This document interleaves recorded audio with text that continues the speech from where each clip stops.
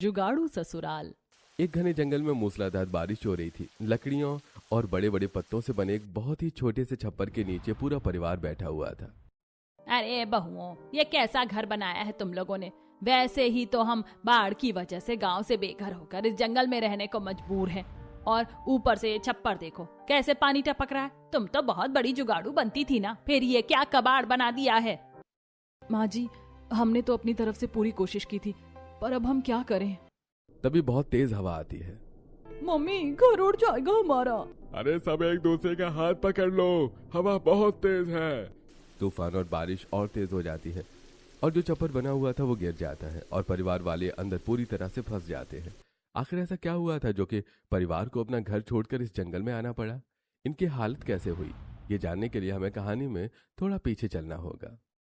आज तो ऐसा लग रहा है जैसे मैं अंबानी से भी ज्यादा अमीर हो गई हूँ। एक साथ मेरी 5 बहुएं घर आ गई हैं। अब तो मुझे घर के काम की कोई टेंशन नहीं है। मेरी बहुएं चुटकियों में सब संभाल लेंगी। अरे गीता, ये 5 बहुएं तो ले आई, पर रखेगी कहाँ इन्हें। ये तो तेरा किराए का घर है। बेचारी गरीब खानदान की लड़कियां हैं, तभी इस टूटे फूटे घर में आ गई। किसी अच्छे घर की होती तो दरवाजे से ही लौट जाती।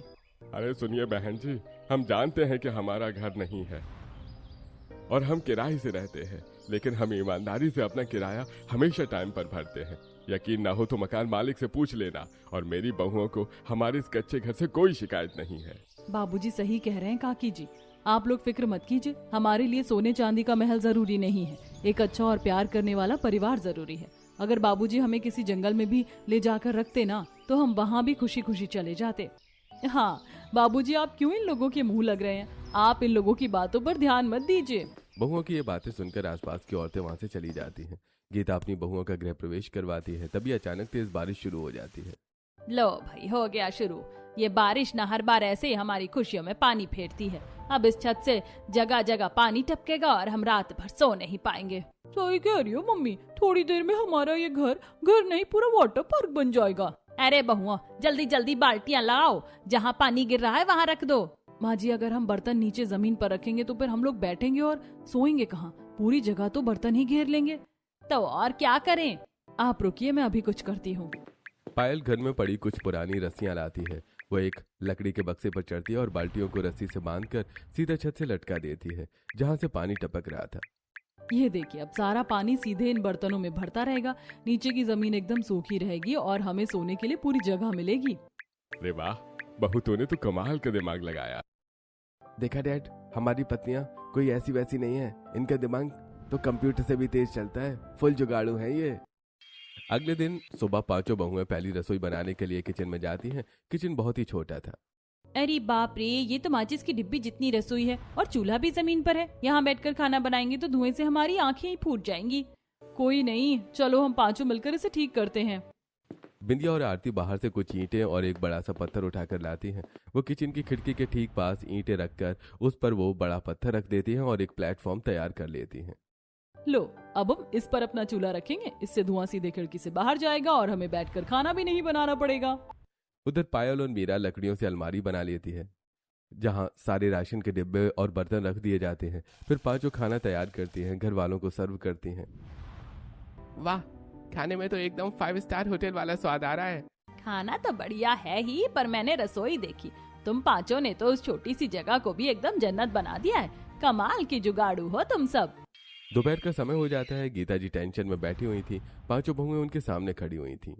बहुओं, कल शाम को तुम्हारी मुंह दिखाई की रस्म है। वो पड़ोस वाली शर्मा जी की बहू और अमीर औरतें आएंगी। अगर उन्होंने तुम्हें इस तरह सिंपल देखा ना, तो फिर से ताने मारेंगी कि गरीब बहुएं बिना मेकअप के आ गई। तुम लोग कुछ जुगाड़ करके थोड़ा अच्छा सा मेकअप कर लो। पर माँ जी, हमारे पास तो मेकअप का कोई सामान ही नहीं है। हाँ भाभी, मेरे पास भी नहीं है और इतने पैसे भी नहीं है कि हम पार्लर से तैयार होकर आए। अरे पैसे नहीं हैं तो क्या हुआ, हमारे पास वो पीछे वाला खजाना तो है ना, हमारा काली पहाड़ी वाला जंगल। मेरी दादी कहती थी कि जंगल की मिट्टी और जड़ी बूटियों में जो निखार है वो किसी क्रीम में नहीं है। पांचों बहुएं घर के पीछे पहाड़ी जंगल में जाती हैं। वहां से वो मुल्तानी मिट्टी, जंगली खीरे और कुछ जड़ी बूटियां इकट्ठी करके लाती हैं और पांचों उन्हीं से मेकअप करती हैं। अब जब हम मुंह दिखाई की रस्म में जाएंगे तो सब हमें देखते ही रह जाएंगे। पांचों बहुओं ने अपनी सिंपल साड़ियों को भी एकदम डिजाइनर बना दिया था। उनके चेहरे मुल्तानी मिट्टी और उन जड़ी बूटियों के कारण एकदम चमक रहे थे। पांचों बहुत ज्यादा सुंदर दिख रही थी। अरे राम रे, ये कौन सा महंगा प्रोडक्ट लगा लिया इन बहुओं ने। इनके चेहरे तो एकदम शीशे की तरह चमक रहे हैं। हमारी बहुएं तो हजारों का मेकअप थोप कर भी इनके सामने फीकी लग रही है। सच में यार, सुंदर तो बहुत है ये। अरे बहन जी, ये कोई बाजार का केमिकल नहीं, मेरी बहुओं का देसी और नेचुरल जुगाड़ है। मैंने कहा था ना, मेरी बहुएं सबसे अच्छी हैं। इन्होंने तो मेरा सिर गर्व से ऊंचा कर दिया। अगले दिन सुबह बारिश शुरू हो गई थी। गीता जी कुछ पड़ोसियों के साथ बैठी हुई थी। अरे गीता, जल्दी से अंदर जा, बाल्टियां लगा, बारिश शुरू हो गई। अब तेरा घर फिर से तालाब बनेगा। हाँ भाई, हमें तो कोई टेंशन नहीं है, हमारी तो सीमेंट वाली पक्की छत है। हम तो आराम से पकौड़े खाते हुए टीवी पर सीरियल देखेंगे। तुम लोग अपना टपकता हुआ घर संभालो। गीता जी ये ताने सुनकर बहुत दुखी हो जाती हैं। पड़ोसन वहाँ से चली जाती हैं। ये अमीर लोग हमें कभी चैन से जीने नहीं देंगे। माँ जी, आप क्यों इन लोगों की बातों पर उदास हो रही हैं? आप बस हम पर भरोसा रखिए। हम पांचों बहुएं मिलकर आज इस घर में ऐसा जुगाड़ करेंगी कि बाहर चाहे तूफान आ जाए, घर के अंदर पानी की एक बूंद भी नहीं आएगी। ये हमारा प्रॉमिस है आपसे। दोपहर का समय हो जाता है। सभी घर वाले एक साथ बैठे थे। तभी वहाँ घर का मालिक धनीराम आता है। अरे रघुनाथ भैया, राम राम। अरे बारिश का मौसम आ गया, मैंने सोचा जरा चक्कर मार आऊं। राम राम मालिक जी, आइए आइए बैठिए। विकास बेटा, मालिक का किराया ला। विकास अंदर से पैसे लाकर धनीराम को दे देता है। अरे भाई रघुनाथ, एक बात तो माननी पड़ेगी, तुम्हें इस कच्चे घर में रहते रहते 20 साल हो गए। कई बार तो मैं खुद भूल जाता हूँ कि ये घर मेरा है, पर तुम लोग एकदम ईमानदार निकले। आज तक कभी किराया देने में एक दिन की देरी नहीं की। तुम्हारी ये आदत मुझे बहुत बढ़िया लगती है। धनीराम खुश होकर वहाँ से चला जाता है। चलो, लाला जी को तो खुश कर दिया, अब इस घर को खुश करने का टाइम आ गया। बहनों, मिशन वाटरप्रूफ शुरू करें। पांचों बहुएं घर का कोना कोना चेक करती हैं। देखो, सबसे ज्यादा पानी दरवाजे के नीचे से और कच्ची दीवार के छेदों से आता है। ठीक है दीदी, मैं और पायल दीदी घर के चारों तरफ गहरी नालियां खोदते हैं, सारा पानी सीधा नाली में जाएगा।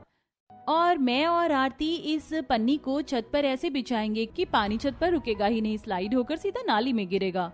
और मैं इस दीवार का इलाज करती हूँ। मैंने इस मिट्टी में थोड़ी सी राख मिलाई है, इससे मैं दीवार के सारे छेद बंद कर दूंगी और दरवाजे के बाहर एक छोटी सी बाउंड्री बना दूंगी। पानी की मजाल नहीं जो अंदर घुस जाए। पांचों बहुएं और पांचों बेटे मिलकर पूरे दिन मेहनत करते हैं और उस पुराने कच्चे घर को अंदर और बाहर से एकदम बढ़िया कर देते हैं। रात को जब बारिश शुरू होती है तो घर के अंदर एक बूंद पानी नहीं आता। अरे वाह मेरी शेरनियो, तुमने तो कमाल कर दिया, मान गई तुम्हारे जुगाड़ को। रात का समय हो जाता है। सभी सो गए थे, तभी अचानक गीता जी उठ जाती हैं। अरे बाप रे, ये क्या है? अरे मुझे लाल चींटियों ने काट लिया। अरे देखो देखो, ये कितने सारे कीड़े अंदर आ गए बारिश से बचकर। ये तो हमें सोने ही नहीं देंगे। माँ जी, आप फिक्र मत कीजिए, इसका भी इलाज है हमारे पास। कल सुबह हम वो जंगल में जाकर खास जड़ी बूटी ले आएंगे जिससे ये कीड़े भाग जाते हैं। अगली सुबह पांचों बहुएं जंगल में जड़ी बूटी लेने जाती हैं। यहाँ जंगल तो बहुत घना है, पर सोचो अगर कभी गांव में बाढ़ आ जाए तो ये पहाड़ ये एकदम ऊंचे पर है, यहाँ तो कोई भी आराम से रह सकता है। दीदी वो देखो, वहाँ एक बोर्ड लगा था जिस पर लिखा था, सावधान, आगे खतरनाक शेर रहता है। पायल दीदी, अंदर शेर है, हमें वापस चलना चाहिए। अरे मीरा, ये बोर्ड तो जंग खाकर सड़ चुका है। मुझे लगता है ये सब लोगों को डराने के लिए ऐसी ही बातें हैं, और वैसे भी जड़ी बूटी तो यहीं मिलेगी। डरो मत, हम 5 हैं, शेर भी हमसे डरकर भाग जाएगा। चलो। बहुएं हिम्मत करके थोड़ा अंदर जाती हैं और एक जड़ी बूटी लेकर घर आ जाती हैं। घर जाकर पायल और मीरा उस जड़ी बूटी से एक लिक्विड तैयार करती। ये लो माँ जी, ये बन गई हमारी देसी लक्ष्मण रेखा। इस जड़ी बूटी की महक से ना कोई चींटी अंदर आएगी और मच्छर तो इसके नाम से ही कांपेंगे।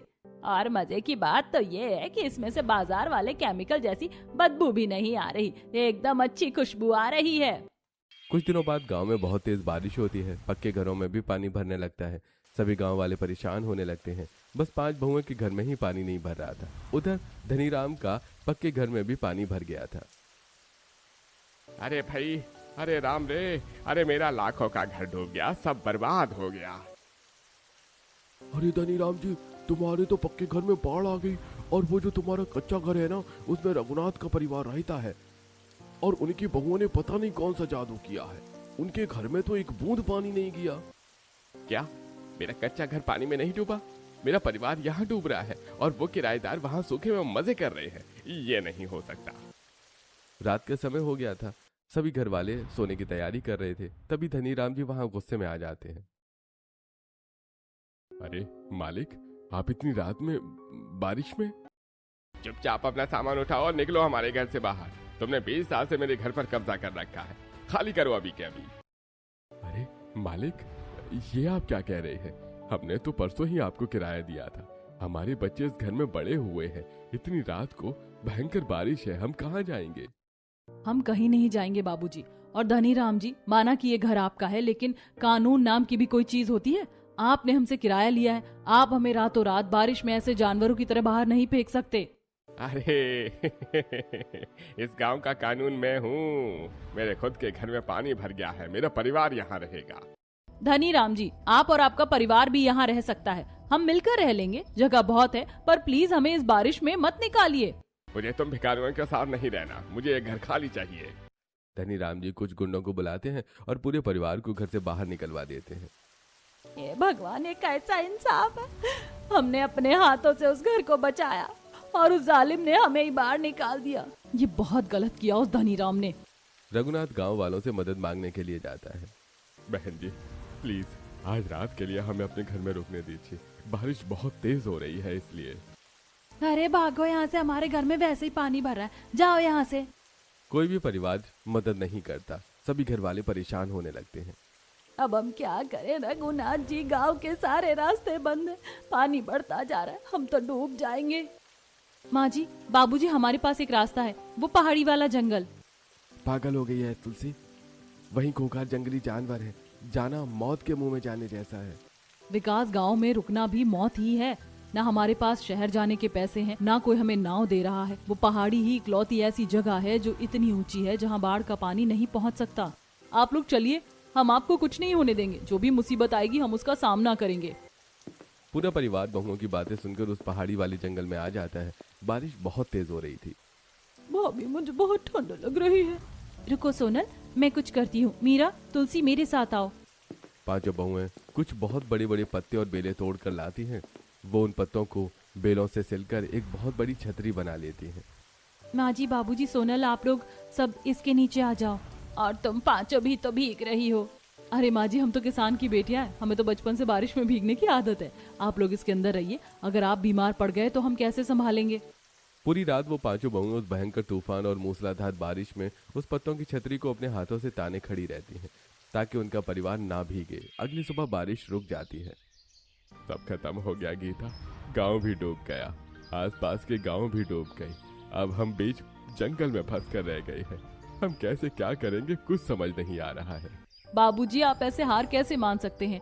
अरे, आपके पास 5 जुगाड़ू बहुएं हैं। जब तक हम जिंदा हैं आपको डरने की कोई जरूरत नहीं है।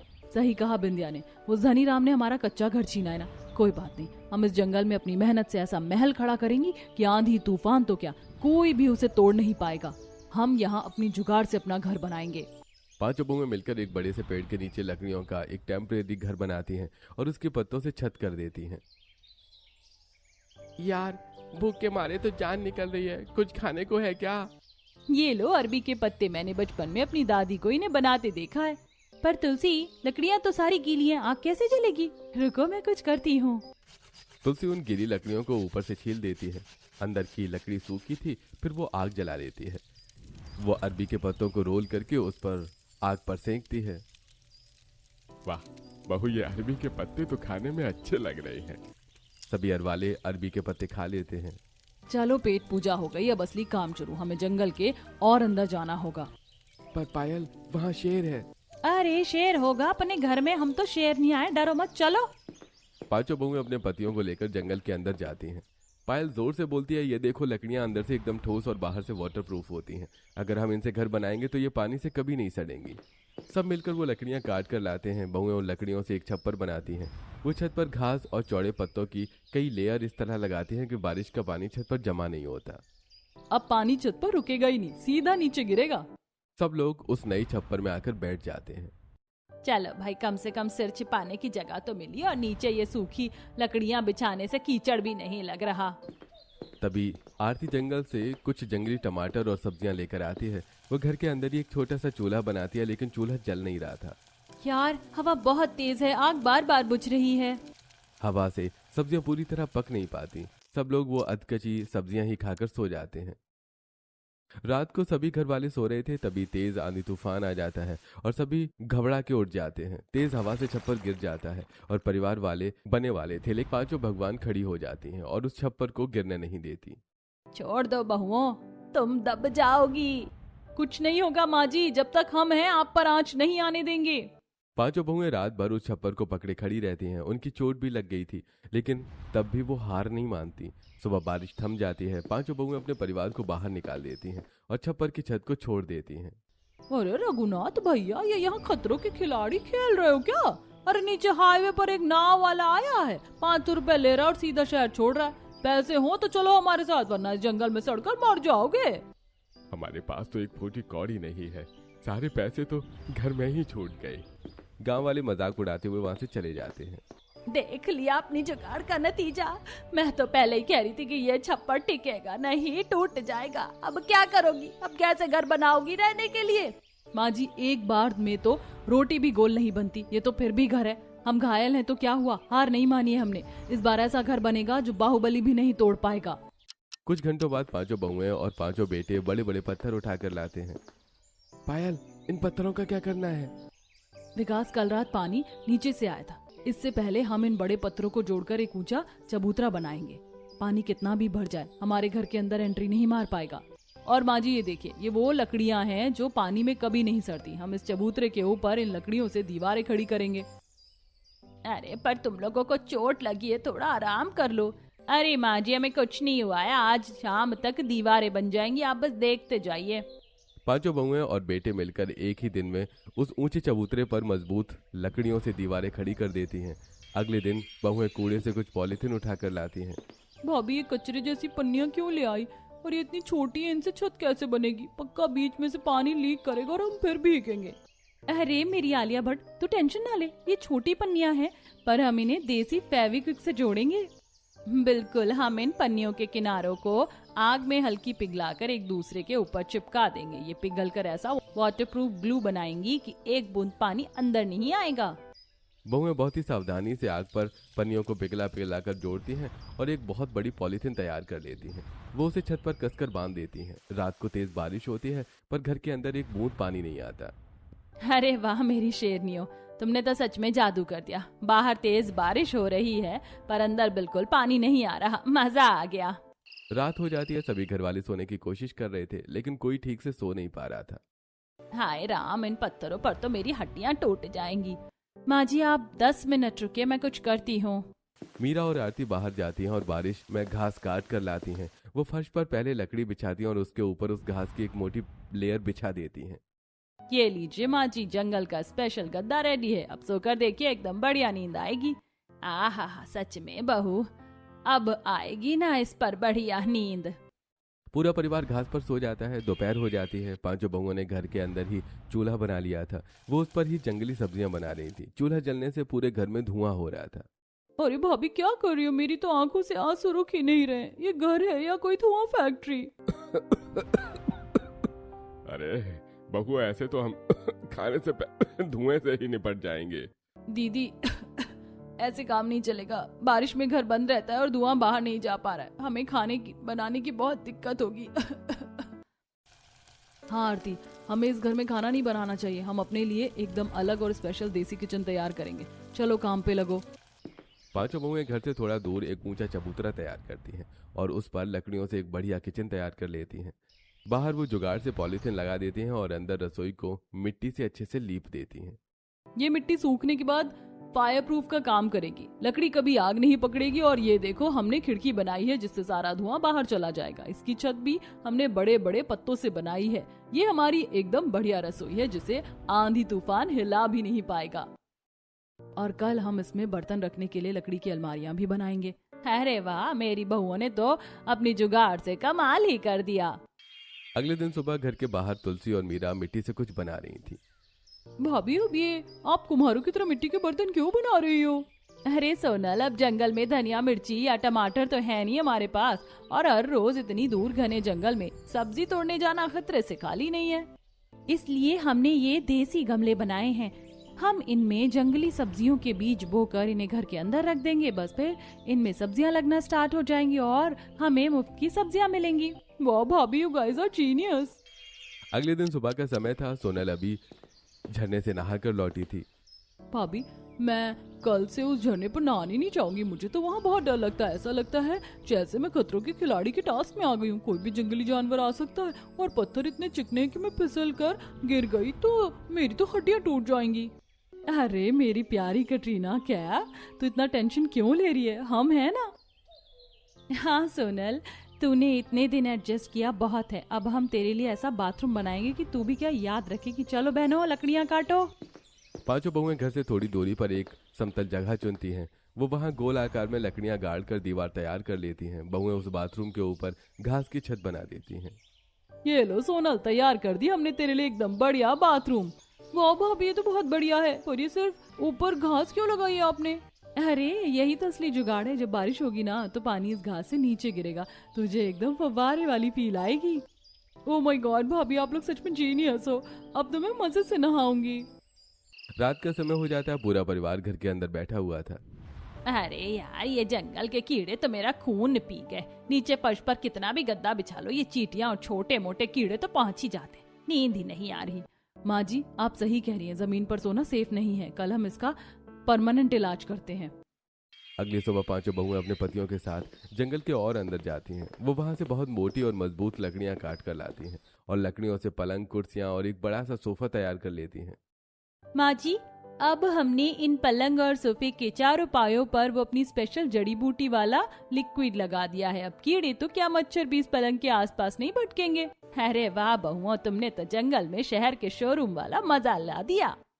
रात का समय हो जाता है। सभी घर वाले कुर्सियों, सोफे और पलंग पर बैठे हुए थे। तभी अचानक शेर के दहाड़ने की आवाज आती है।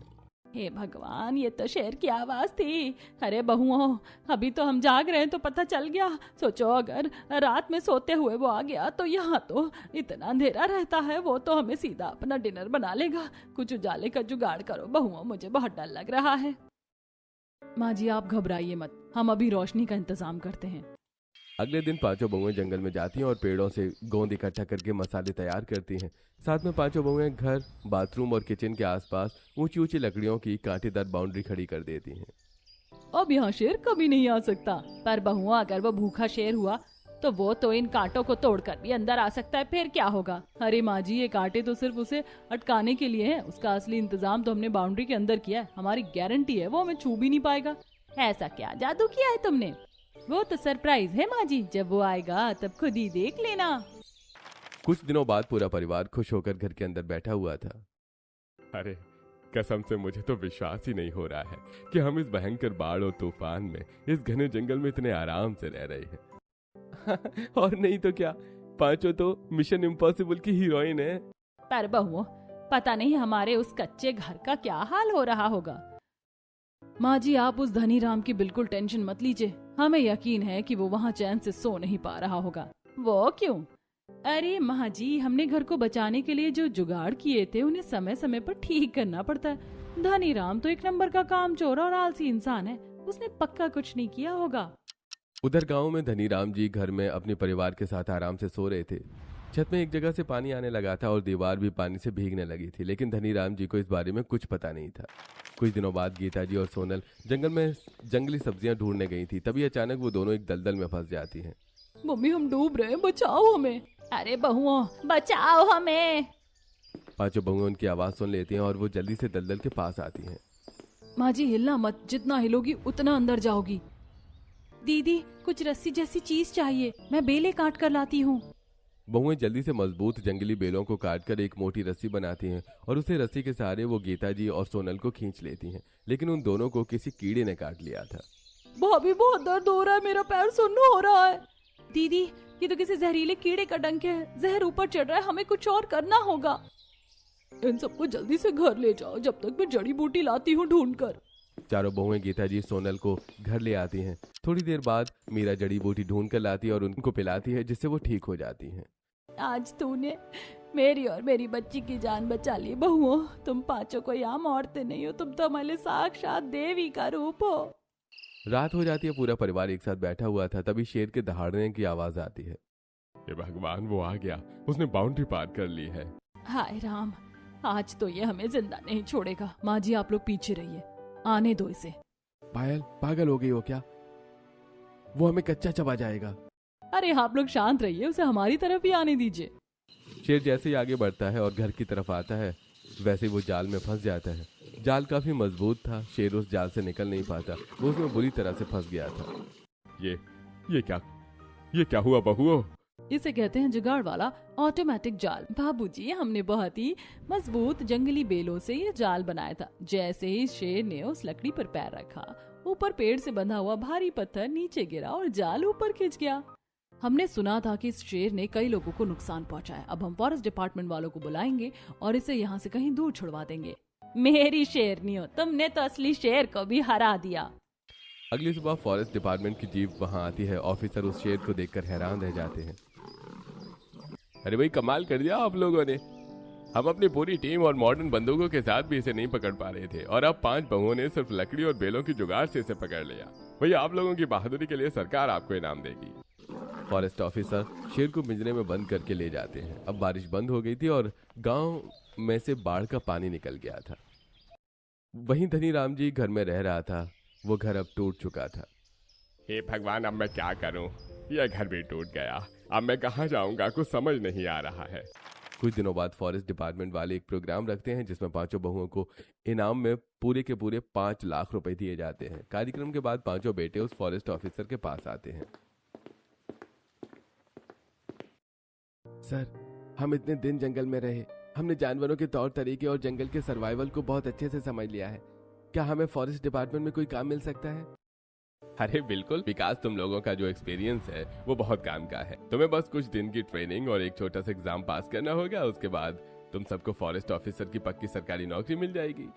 ये सुनकर सभी घर वाले खुश हो जाते हैं। कुछ हफ्तों बाद बहुओं को मिले इनाम के पैसों से परिवार ने गांव में एक बहुत ही अच्छी जमीन खरीद ली थी और अब वहां उनका खुद का एक बहुत बड़ा पक्का घर बन रहा था। फिलहाल पूरा परिवार अपने उसी जंगल वाले घर में रह रहा था।